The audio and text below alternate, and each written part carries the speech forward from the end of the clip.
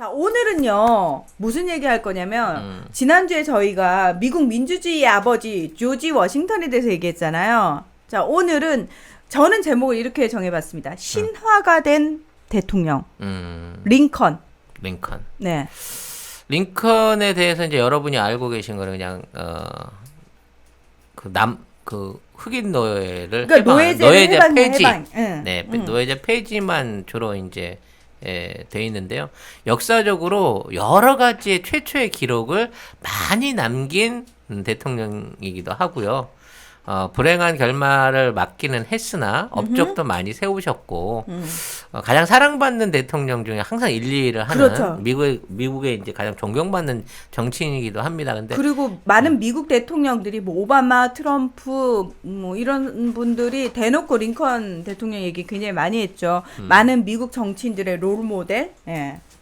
근데 이제 이분이 뭐 게티스버그 연설이라고 게티스버그 연설. 내 발음 이상의 국민에 의한 국민의 나라 뭐 미국의 어떤 민주주의를 정의하는 이 연설을 하셨는데 정확하게는 국민에 의한 국민을 위한 국민의 정부는 이 세상에서 사라지지 않을 것입니다. 당시에는 그런 정부가 아니었다는 게 중요하죠. 그렇죠. 그 그렇죠. 정부를 만들어내기 위해서 무척 노력하셨던 분이 그렇죠. 지금의 링컨인데 그만큼 링컨의 어떤 그 정치 일생은 미국의 민주주의, 전 세계 민주주의에 큰 영향을 미쳤고 사실 이제 이분이 저는 약간 우리나라의 그 노무현 대통령하고도 약간 통하는 부분이 있는 부분이 있다라고 저는 개인적으로 생각을 합니다.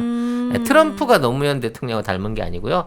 링컨이 노무현 대통령을 잠깐만요. 트럼프 대통령이 왜 노무현 대통령하고 닮았어요? 뭐 그런 말씀 하시는 분이 있길래 네. no. 네, 그렇게까지는 아닌 것 같아서 no. 네. 아무튼 그래서 오늘은 링컨에 대한 얘기를 하면서 링컨이 얼마나 힘들게 미국의 민주주의 제도를 바꿨으며 남북전쟁이 어떤 의미가 있는 전쟁이었으며 링컨이 죽게 된 배경 일종의 음모론이죠. 음모론 또 나오죠. 링컨은 왜 어느 세력에 의해서 살해됐을 것인가, 암살됐을 것인가. 그 송 작가님이 좋아하는 그 세력이죠. 그 세력이죠. 그 세력에 의해서 죽임을 당하는. 네네. 케네디와 같은 세력입니다. 케네디 그 암살 세력. 배우와 같은. 그 세력. 네. 여러분도 익히 알고 있는 그 세력. 네. 아무튼 거기에 대한 얘기를 좀 해보려고 해요.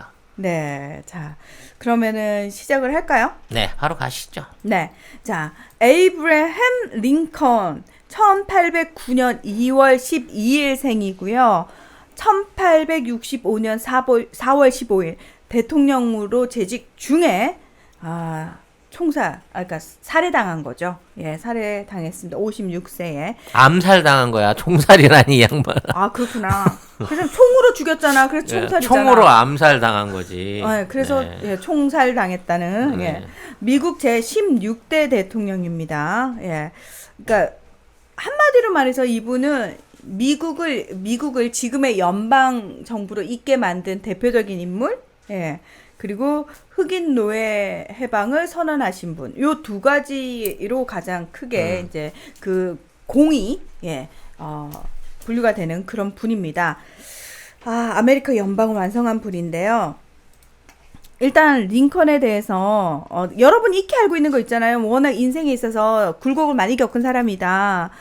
2번의 사업 실패와 10번의 선거 중에서 7번이나 낙선한 사람이지만 결국은 대통령이 되고야 말았던 불굴의 의지 뭐 이런 식으로 많이 알고 계시죠. 예. 실제로 그렇고요. 이분이 변호사 출신이고요. 일리노이즈 의원 선거에 당선이 되면서 정치 생활을 시작을 하게 된 분입니다. 잠깐 가정사를 조금 얘기를 그렇죠. 해드려야 되는 거죠? 원래 가정사를 얘기를 하는 게 맞습니다. 그 그렇죠. 배경을 좀 알아야 되니까. 그렇습니다. 자, 이분의 가정사는 아버지가 굉장히 조금 독실한 크리스찬이었다고 얘기를 해요. 예. 근데 아이도 굉장히 많은 집에서 나고 자랐는데 그 당시는 학교를 갈 수 있는 상황이 아니었습니다. 정규 교육을 받지 못했지만 굉장히 풍부한 이 독서 능력을 지닌 사람이었고요. 어머니가 10살 때 돌아가십니다. 그리고 20살 때는 누나가 죽습니다. 27살 때는 약혼녀가 죽습니다. 그리고 42살 때는 둘째 아들이, 그리고 53살 때는 셋째 아들이 죽습니다. 그래서 인생을 겪어오면서 굉장히 이런 아픔을 좀 많이 겪어가지고 평생을 그냥 되게 우울증에 좀 시달렸다? 이런 얘기도 있더라고요. 그리고 집에서 독립하면서 우체국장, 뱃사공, 측량기사, 프로레슬러 온갖 직종을 다 거쳤고요. 그러다가 사업도 두어 번 하다가 다 실패를 했고 여기서 이제 정치인이 된 거고, 제가 아까 변호사가 됐다라고 얘기를 하잖아요. 근데 이게 변호사를 생각하면은 마치 우리나라처럼 뭐 고시에 열심히 이제 공부해가지고 패스해서 변호사가 된 것처럼 생각이 될 수 있지만 그 당시 상황은 조금 다릅니다. 지금하고. 그러니까 변호사 사무소에서 일을 조금 배운 뒤에 개업하는 경우가 상당히 많았다고 그래요. 거의 로스쿨 같은 거라고 봐야 되나? 네. 근데 이게 약간 왜냐면 그 연방 헌법은 있었을지 몰라도 제대로 제대로 없으니까. 된 그 지역주의 법들이 정리가 안 돼 있는 입장이었기 때문에 법리를 다툰다는 의미에서 변호사는 큰 의미가 없는 것 거죠. 같고요. 그렇죠. 사실상 소송이 일어나는 사건들이 생기면 법적인 것보다는 이 변호사의 말발이나 주변의 어떤 그러니까 동원할 수 있는 인맥 관계 같은 것들이 결과적으로 이제 소송의 결과를 좌우하는 게 많이 생겨요. 그러니까 미국 법의 특징은요. 헌법은 뚜렷한데 반해서 거기에 대한 유권 해석이나 판단이 계속 많아진단 말이에요. 그렇게 되다 보니까 이른바 조례라는 게 생겨.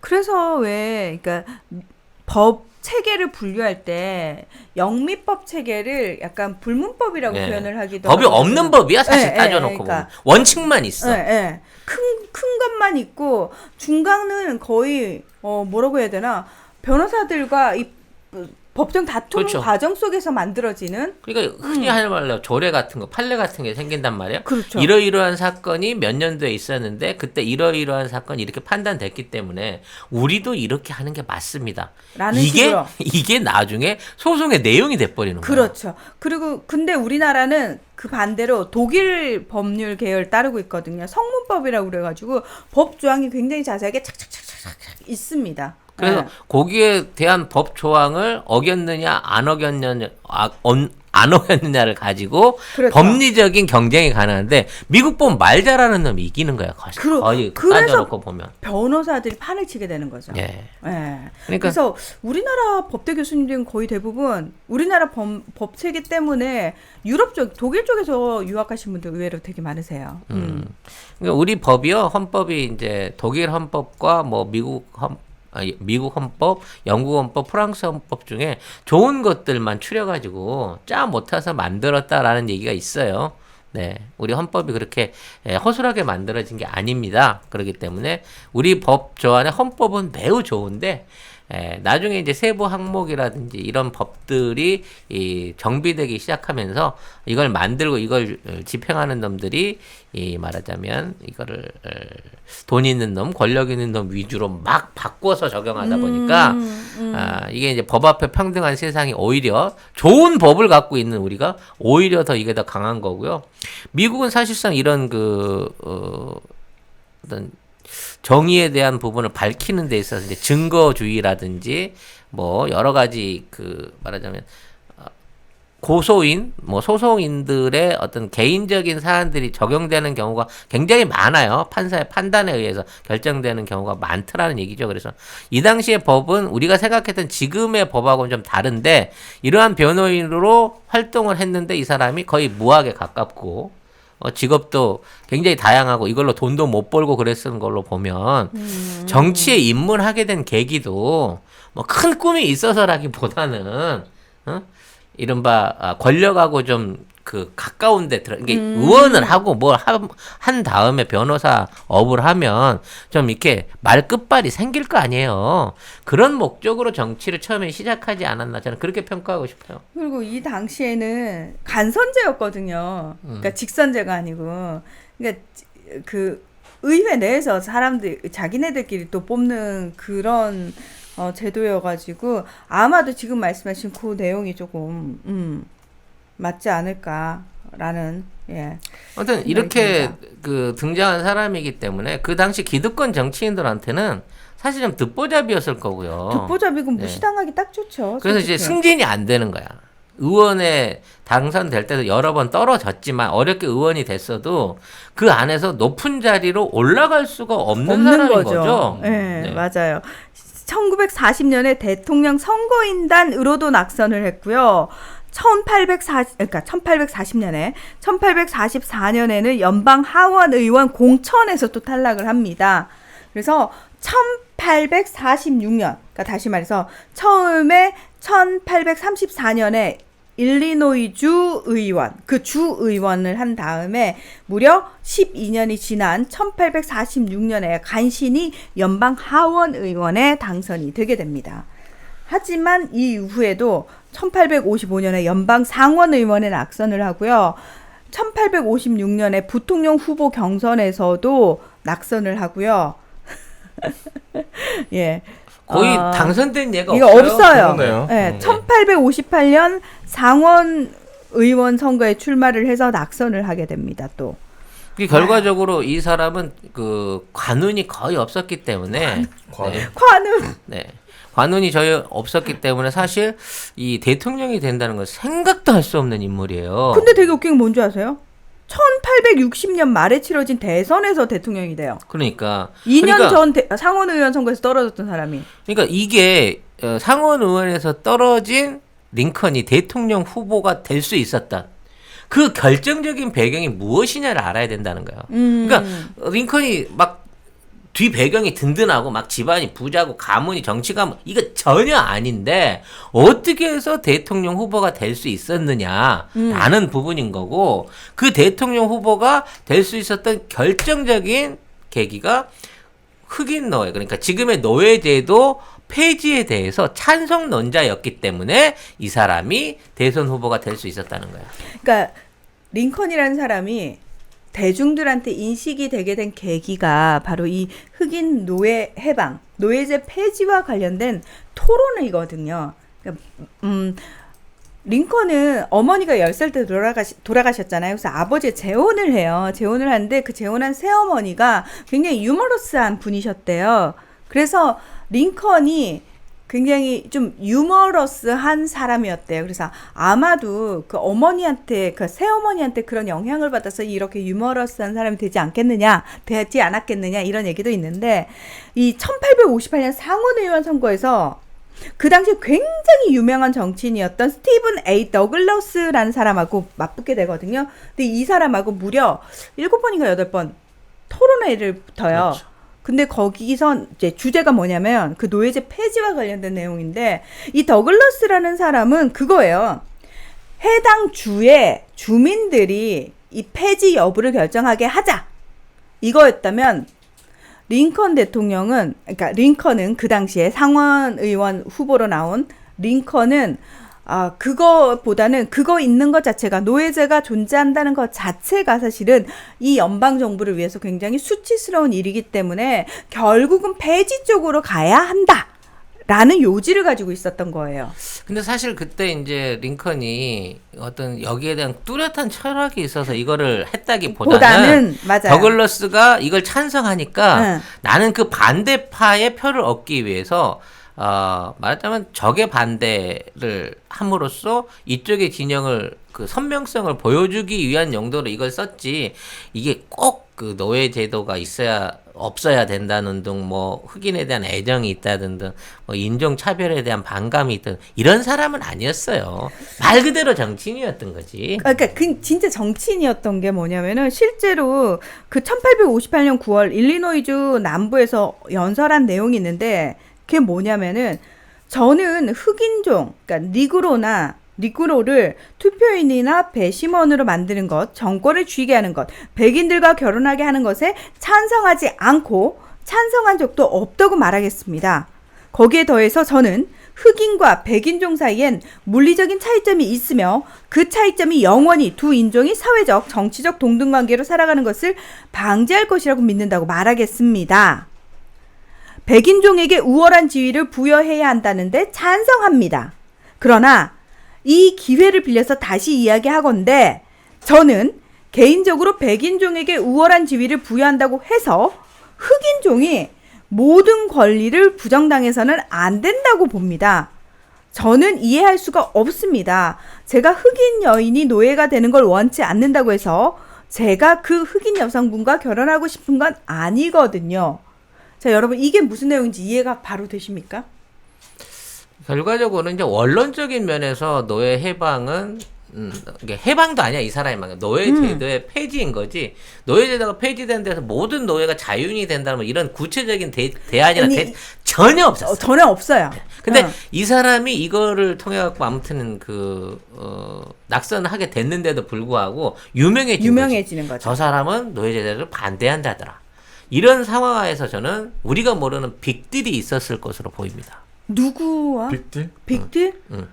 노예제 폐지를 간절히 원했던 세력들하고 빅딜이 있었을 것으로 보입니다. 거기서 말하는 노예제 폐지를 간절히 원했던 세력이라 함은? 신흥 공업 세력들이죠. 이게 뭐냐면 이거 음모론이라고 보실 수 있는데 미국 안에는 토종 자본과 외래 자본이 있어요. 토종 자본과 외래 자본. 이게 이제 토종 자본이라면 미국에 이주해 와갖고 스스로 부를 키운 거죠. 그러니까 애초에 대농장 같은 것들을 얻어갖고 이제 대대로 농장주를 하는 이른바 남부의 농장주들이 중심돼 있는 세력들 같은 경우에는 사실 따져놓고 보면요. 처음에 땅도 돈 주고 산 것도 아니에요. 그냥 뺏은 거잖아요. 땅 따먹게 한 거잖아요. 지가 먼저 와갖고 자 여기서부터 여기까지 달려서 요만큼은 내 땅하고 등기만 하면 땅이 되던 시절이었어.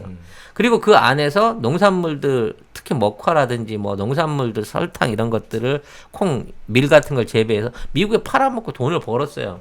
그걸 벌어먹기 위해서는 노동력이 절실하게 필요했는데 그렇죠? 값싼 노동력을 못 구하니까 이른바 노예를 사들여가지고 일단 노예제도 같은 것들을 만들어갖고 일단 남부에는 이러한 노동자들 위주의 기존의 미국이 있었던 거예요. 이게 미국 토종 자본인 거고 신흥 자본들은 유택의 자본을 이어받아갖고 북부 지역에서 공업지대를 만들기 시작한 겁니다.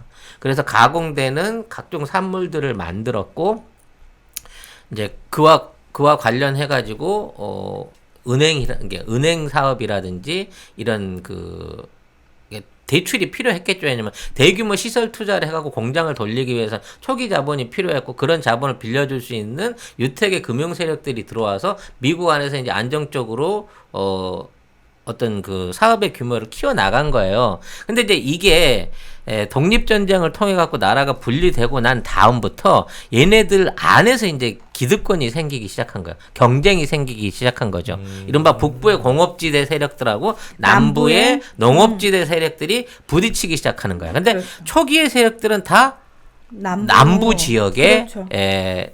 몰려 있는 거고 그들이 애초에 미국의 독립을 만들었던 15개 주로 똘똘똘 뭉쳐져 있었던 겁니다.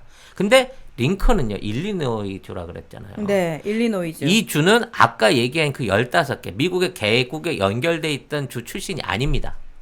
이게 정치인으로서 변방인 거죠. 새롭게 생긴 그 변방의 정치인이었고 이 사람이 유일하게 말하자면 그 당시에 노예 반대를 얘기해 줄 수 있는 사람들이에요. 근데 왜 노예 제도를 폐지하기를 북부 지역 사람들은 바랬느냐?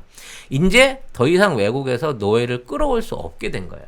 기본적으로 뭐 인권 문제도 있겠지만 이제는 이제 국제 정세들이 바뀌면서 노예를 갖다 팔아주던 상인들이 없어진 거야.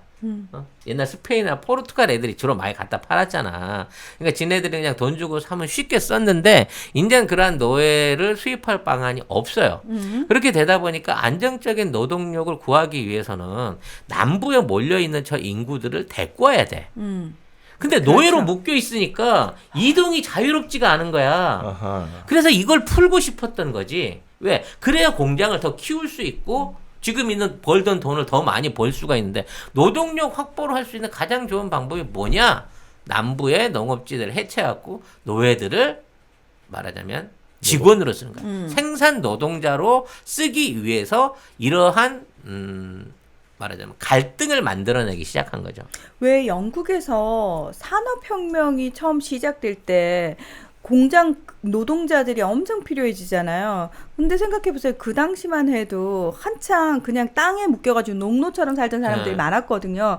그들을 결국은 쫓아내서 도시 빈민들로 만들고 결국 그들이 공장으로 흡수될 수밖에 없게 그 당시 이제 인클로즈 운동이 벌어지게 되는 거거든요. 그러니까 모든 응. 공업 발달에는 노동력이 필요하기 때문에 그렇죠. 기존의 생산자와 노동자를 공유하던 농업의 파괴가 그러니까 필수적으로 필수적인 일어납니다. 거죠. 예. 그 마찬가지로 우리나라의 새마을 운동이 일어난 원인은 새마을 운동을 해서 농촌을 잘 살게 하자도 있었지만 농촌에 잉여로 남아 있는 인력들을 만들어 갖고 그 사람들을 도시 근로자로 끌어들이기 위한 일종의 정책이 있었던 거고 그렇죠. 그렇게 되다 보니까 전라도에 있던 그 당시 가장 부유하고 돈이 많았던 전라도에 있던 굉장히 많은 농민들이 야 농사지어서는 뭐 밥 먹고 못 못 살아 산대. 이러면서 서울 경기나 대구 부산으로 옮겨갈 수밖에 없는 흐름을 만들어낸다는 거죠. 맞아요. 이거는 자본주의가 돌아가는 일종의 서클의 원칙 같은 거예요. 맞아. 우리 엄마 아빠도 그래서 전라도에서 부산으로 왔어. 그래서 결국 이 노동력 확보를 위해서 이와 같은 정책을 하고 있는 링컨을 북부 지역에 있는 이른바 그 정치 배후 세력들이 엄청나게 뒤에서 밀어주는 거야.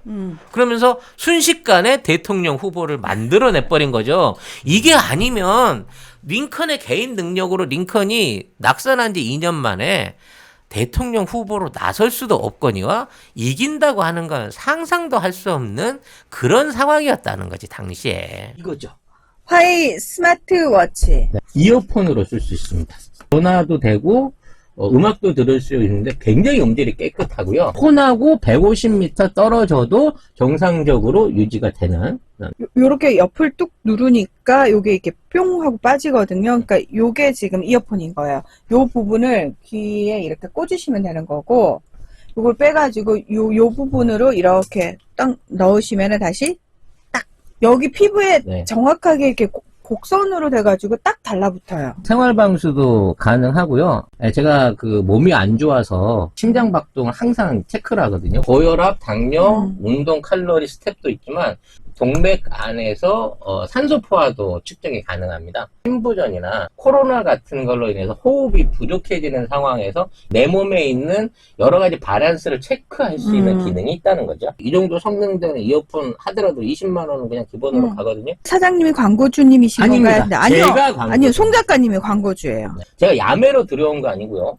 정식 하웨이 코리아에서 수입한 정품이고 AS도 전부 화웨이에서 맡아서 하는 겁니다. 삼성, 애플과 함께 세계 3대 스마트폰 메이커고요. 이거 충전해서 쓰는 거 맞아요. 10분 충전으로 4시간 통화 가능해요. 스포츠 밴드는 19만 8천 원, 가죽 밴드는 비싸 24만 2천 원. 앞으로 이 스마트 밴드를 구입하시면 모모토몰에서 이거를 원 플러스 대박. 드립니다. 네. 차량 충전기를 같이 보낸 거야. 53,000원짜리 모델 네. 이 두 종입니다. 색상 다 랜덤으로 가는데요. 이 정도 되면 10% 내드리던 그 파켓몰에서 혜택보다 훨씬 큰 혜택입니다. 모모토 몰에서 화웨이 스마트워치를 검색하시면 되는데 전 세계 최저가입니다. 저희가 파는 게. 어. 모모토몰에서 성공하기 위해서 제가 이것까지 받아냈습니다, 여러분. 네. 아, 진짜. 이러면 진짜 사주실 거죠? 이건- 네. 구매하세요. 네. 구매해 주시고 인증샷 올리면 송 작가의 선물 화장품 3종 세트 갑니다, 여러분. 그러니까 그 당시가 여당이 민주당이었어요. 그러니까. 그러니까 링컨은 공화당이에요. 공화당입니다, 여러분. 그러니까 지금의 미국 민주당, 지금의 미국 공화당을 생각하시면 안 돼요. 이 당시만 해도 그 민주당이 북부 민주당, 아까 말씀드린 그 스티븐 더글러스 그 후보하고 남부 민주당 존 C 브레킨리지라는 사람하고 쪼개지면서 표가 나뉜 거예요. 결국 그 사이에 그렇지. 공화당 출신의 링컨이 어부지리로 표를 얻은 거지. 약간 이인재가 있었어 그 당시에도. 그래가지고 어쨌든 그래가지고 어부지리로 대통령이 되자마자 자기 배후 세력들의 입맛에 맞게끔 노예 해방을 선언해 버릴 수밖에 없는 거고 그렇게 되다 보니까 뭐야? 왜 뜬금없이 생각지도 안 했던 3등인 줄 알았던 놈이 1등을 일등을 해갖고 맞아. 갑자기 이렇게 노예제도를 폐지하지 그러면서 대통령 되고 1년도 안 돼갖고 남북전쟁이 일어나 버리는 거예요. 왜 남부는 그 제도를 받아들일 수 없다고 바로 반성하는 거거든. 네. 자, 이 남부는 강경하게 노예제를 반대해온 이 정치인이 대통령이 된 것에 대해서 심하게 반발해서 링컨이 당선되자마자 연방 탈퇴를 선언합니다. 그리고는 지들끼리 제퍼슨 데이비스라는 사람을 남부 연합의 대통령으로 선출을 하게 됩니다. 그리고 링컨 대통령이 취임 연설을 하기도 전에 이미 미시시피, 플로리다, 엘라베마, 조지아, 루이지애나, 텍사스 등 남부 7개 주가 탈퇴를 선언하고 남부 연합 정부를 구성을 하게 됩니다. 그러면서 나라가 쪼개진 거죠. 네. 하지만 링컨이 어느 주도 미 연방에서 탈퇴하지 못한다라고 선언함으로써 취임 한 달 만에 남북 전쟁이 발발하게 됩니다. 그리고 4년 동안 60만 명의 미국인들이 목숨을 잃는 그 남북 전쟁이 벌어지게 되는 거죠. 사실 이게 링컨 자체의 노예 해방이 굉장히 이제 선한 의미, 뭐 인권적인 의미 이런 걸로만 포장돼 있으니까 링컨이 훌륭한 정치인으로 보일 수 있지만 그게 아니에요. 사실 나는. 링컨은 북부 공업 연맹의 하수인이었다고 봐야 돼.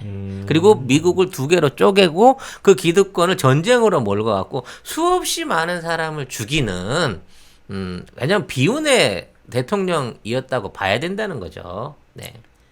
저는 그냥 되게 현실적인 정치인이었어요, 링컨은. 네. 그래서 결국은 이제 이러한 과정을 통해 갖고 남북이 치열한 전투를 치르게 되는데요.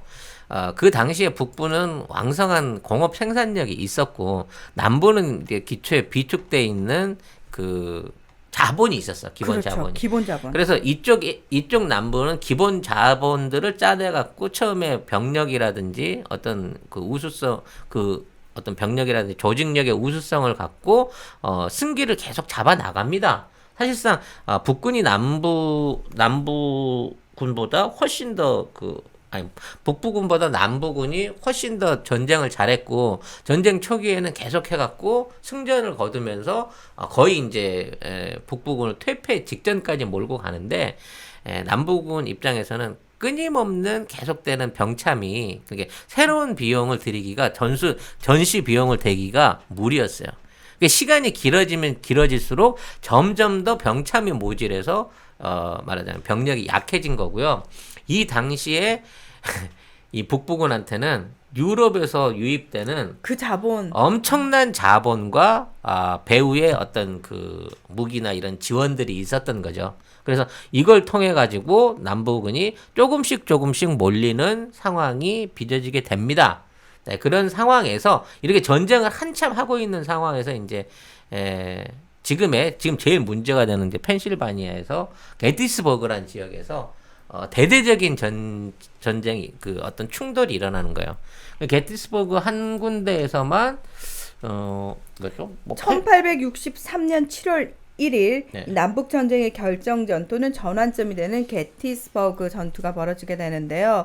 불과 사흘 동안 남북군 합쳐서 사망이 6,600여 명, 부상이 32,000명, 포로 또는 실종이 12,000명에 달했다고 합니다. 네, 당시 이 게티스버그 지역의 인구가 3,000명이 채 안 됐는데 여기에서 4만 명 이상의 사망자와 부상자가 날 정도로 전투를 벌였으니까 엄청나게 큰 전투가 벌어진 거예요. 그러니까 거기서 전체 그 지역 주민이 3,000명밖에 안 되는데 사망자 8,000명을 위한 공동묘지를 거기에다 세우게 된 거야. 그래서 그 공동묘지 준공식에 한 15,000명 가까운 사람들이 오게 되는 겁니다. 일종의 장례식인 거지. 합동 장례식 같은 경우죠.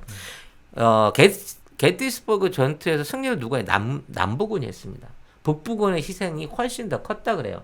그래서 사실 게티스버그 전투 이후에 링컨은 심각하게 여기서 전쟁을 끝내고 항복을 해야 되나?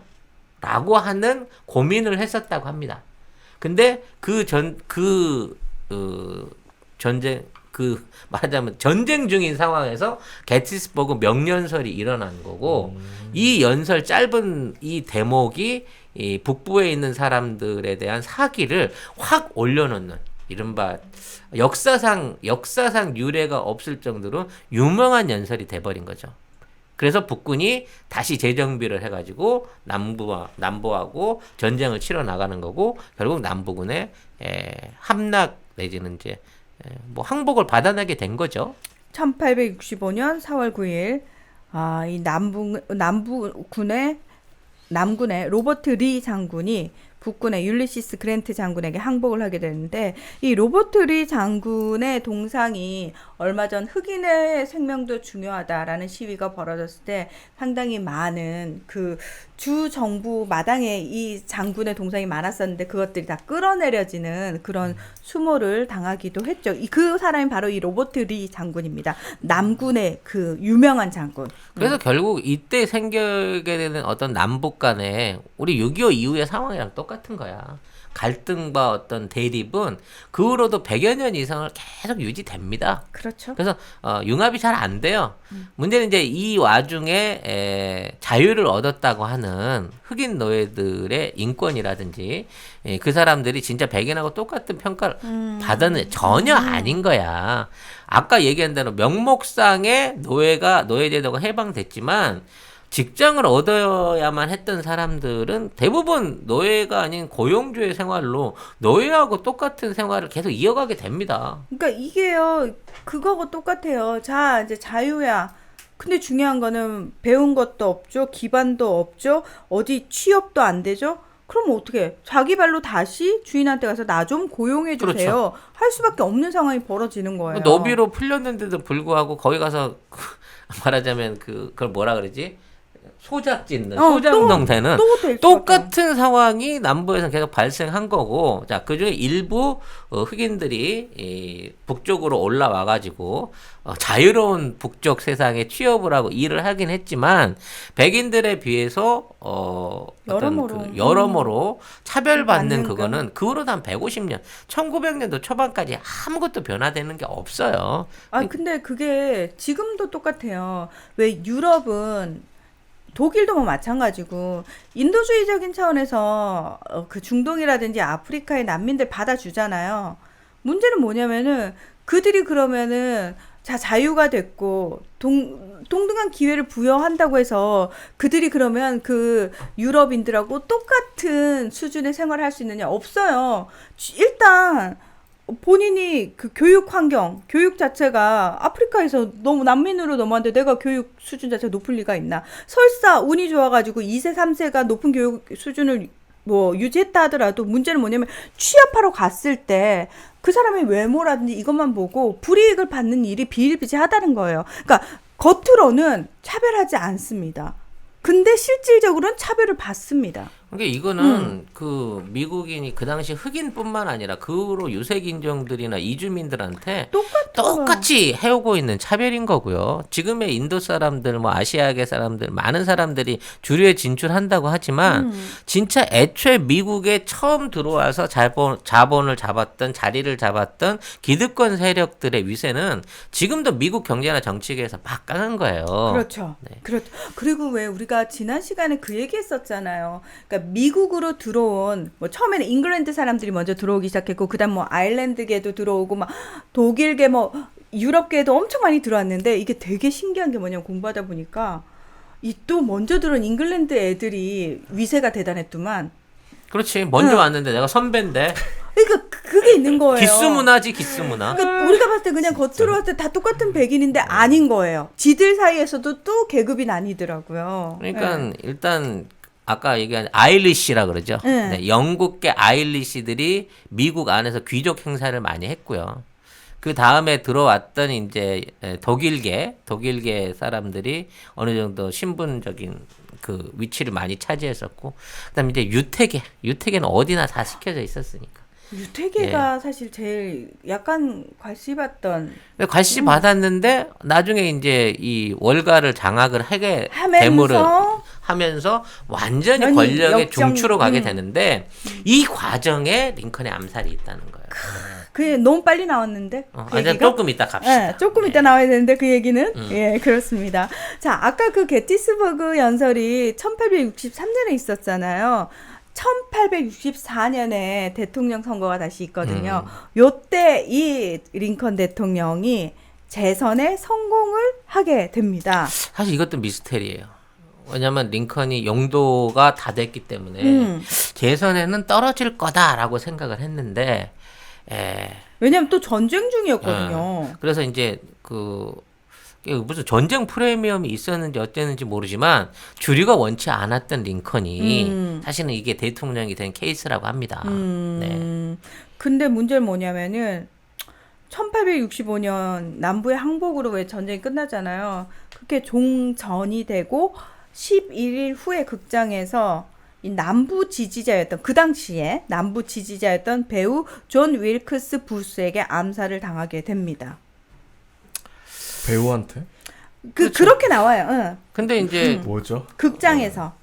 근데 이 존 윌크스는 바로 총으로 도망가다가 또 다른 사람한테도 살해를 당하죠. 예, 그러면서 근데 그 당시 재판이 열렸는데 여기에 연루된 사람들이 여러 명이었대요. 그 당시 재판 기록을 보면. 그래서 4명은 사형, 3명은 종신형, 1명은 6년형이 선고가 됐었다. 그러니까 굉장히 조직적인 범죄였다는 겁니다. 그렇죠. 여러 사람이 가담했던 조직적인 범죄인데, 자, 왜 링컨이 이 영화극을 보러 갔는지도 사실은 스케줄상의 미스테리고요. 왜 그 당시에 경호가 전혀 없었는지도 미스테리고, 병원으로 옮겨졌을 때만 하더라도 링컨이 의식이 있었다고 그래요. 부인의 증언에 의하면. 근데 수술 받던 과정 중에서 사망을 하게 된다는 거예요. 그러니까 이건 하는 얘기지만, 총상에다가 이상한 가루를 뿌렸다든지, 총알을 빼낸다고 눈을 뽑았다든지 이런 여러 가지 이상한 의료 정황들이 또 나오거든요. 그래서 말하자면 어차피 링컨은 당시 조직들한테 의해서 살해당할 수밖에 없는 상황이었다는 거죠. 그러니까 솔직히 링컨이 대단한 일을 한 것 같지만, 자, 대통령 당선된 것도 이상해. 2년 전에 의원 선거도 떨어진 사람인데 갑자기 추대를 받아서 대통령 후보가 됐어. 근데 인기도 3위, 4위 수준밖에 안 됐어. 각 당에서 내놓은 걸로 따져놓고 보면. 근데도 1등이 됐어. 근데 1등 되고 한 달도 안 돼서 전쟁이 났네. 4년 임기 내내 전쟁만 했어. 그리고 다시 재선이 됐어. 전쟁이 끝났어. 전쟁이 끝나자마자 바로 암살을 당해버린 거예요. 그럼 이렇게 돼버리면 정치인으로서 할 수 있는 게 뭐가 있냐고, 링컨의 어떤 재임 기간 중에. 사실상 아무것도 없었을 거예요. 전쟁이 최우선이지, 물론 후방에서, 국치를 할 수도 있었고, 여러 가지 부분을 진행할 수 있었지만, 쪼개진 나라의 분단 상태에서 전쟁하는데, 모든 임기를 다 쓰고 이제 뭔가를 해보려고 하던 시점에서 링컨은 살해됐기 때문에 정치인으로서 링컨은 업적이 없다 해도 무방하다는 거야, 사실은. 그렇게 봐야 되지 않아요? 한 게 없잖아, 그 시즌에. 그래도 노예 해방은. 그러니까 노예 해방도 본인이 하고 싶어서 했다기보단 정치적인 전략이었던 모럴에 의해서 이제 전략으로 밀었던 거고, 본인은 구체적으로 해방을 어떤 방식으로 인권을 평등화한다든지 대우를 개선한다든지 이런 내용 전혀 없었어. 그래서 참정권이라든지 차별 방지 이런 것들에 대한 게 조정되는데 거의 150년이 걸려요. 그러니까 나는 이제 링컨이 일종의 외세 세력에 의해서 이용된 사람이다. 영웅화된 사람이라고 볼 수밖에 없는 거야. 그 인생을 들여다볼 때는.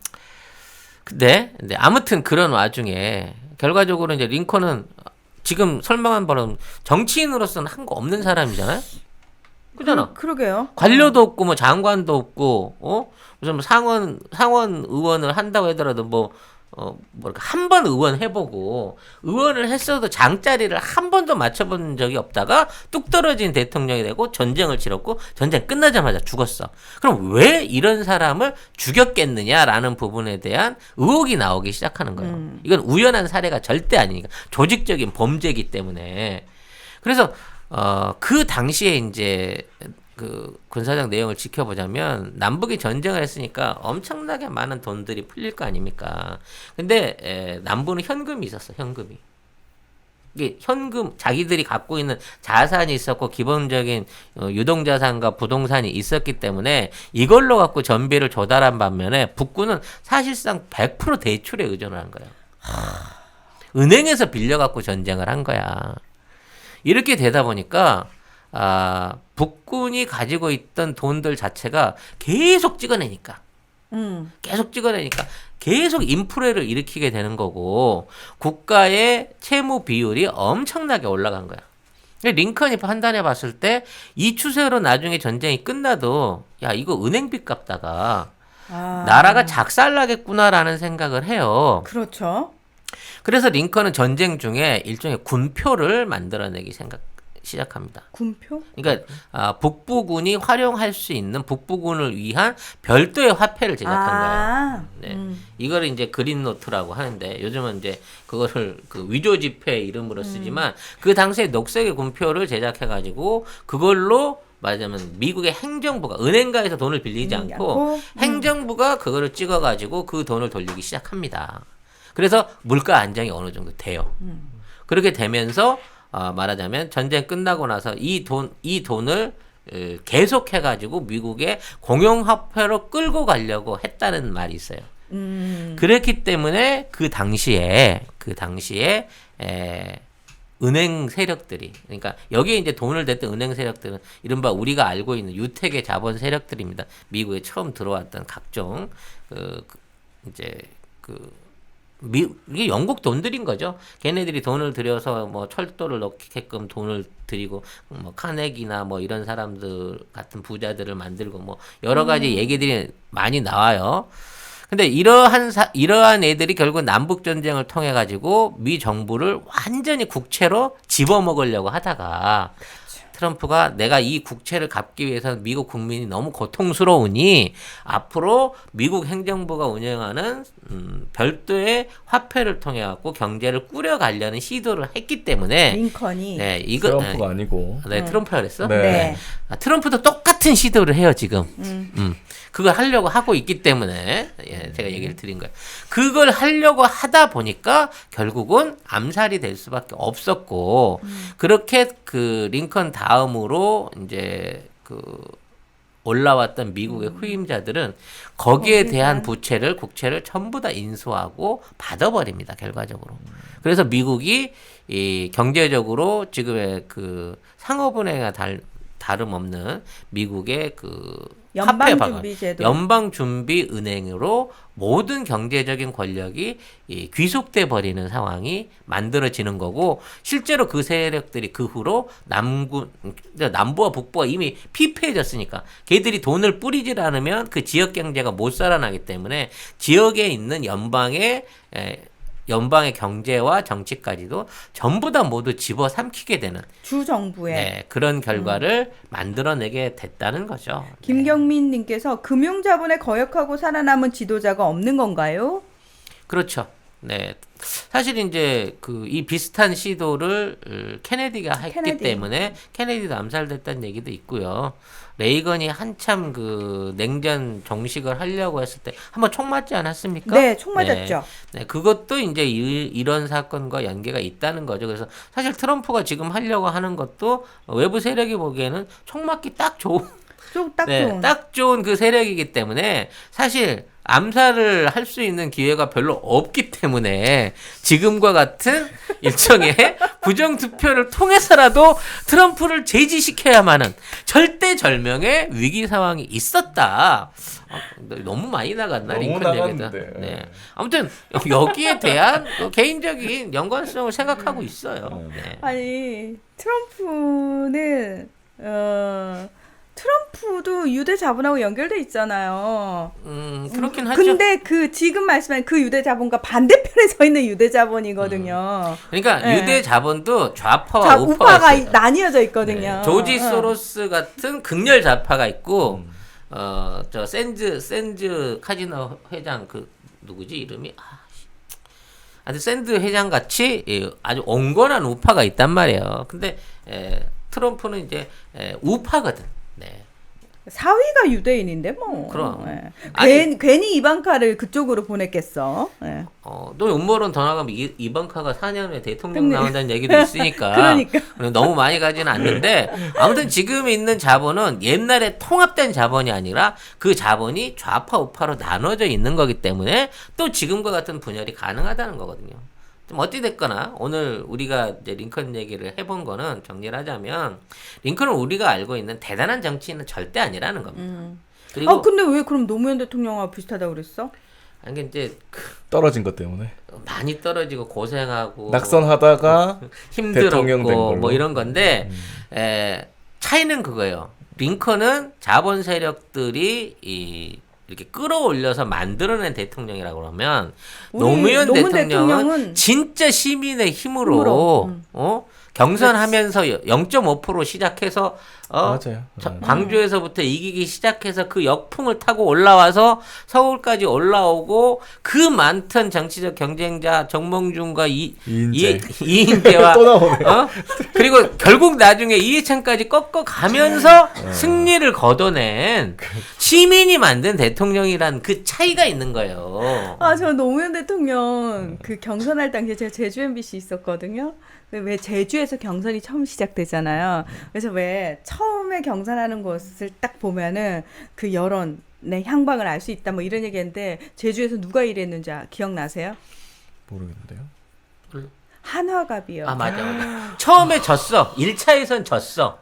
제주에서 한화갑이 1위를 했어요. 제가 정말 제가 그래서 주변 사람들 니들은 어디 가서 정치에 관심 있다고 입도 뻥끗하지 말라고 정말 감이 없는 애들이라고 제가 막 욕했던 기억이 나거든요. 초반에는 많이 졌잖아요. 네, 초반에 많이 계속 졌으니까. 지다가 경상 광주에서부터 이기기 시작해서 경상도부터 광주에서. 이겼어요. 이기기는 이긴 게 아니고 아마 표를 많이 받기 시작했을 거예요. 아마 그때 광주에서 경선 1위를 하면서 그때 노무현 후보가 그때 막 울던 울먹이던 그걸 생각을 하면 근데 그 양반도 참 놀랬을 거야. 경상도 출신의 자신을 환나갑이나 이런 그 막강한 호남 출신 정치인을 제끼고 1위를 만들어주는 광주시민의 선택을 보고 울었다는데 나 같았어도 정말 울컥했을 것 같아요. 그때 생각하면. 근데 진짜 이 방송 보고 계신 분들 다 비슷하실 거예요. 그때 같이 울고 같이 웃었어.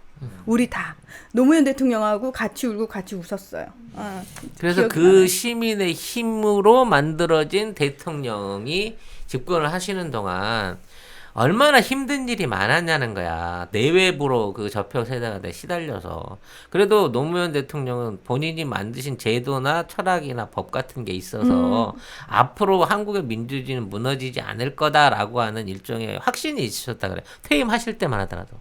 근데 명박이가 와갖고 아무런 벽적 근거 없이 그 모든 준비, 특히 남북의 화해 분위기까지도 다 뒤집어 엎어버리는 걸 보고 정말 우리도 화났지만 그것만 했습니까? 언론이 얼마나 열심히 그러니까 언론 전체하고 싸우신 분이에요, 사실은. 지금 따져놓고 보면 변한 게 하나도 없는 거야, 우리 언론은.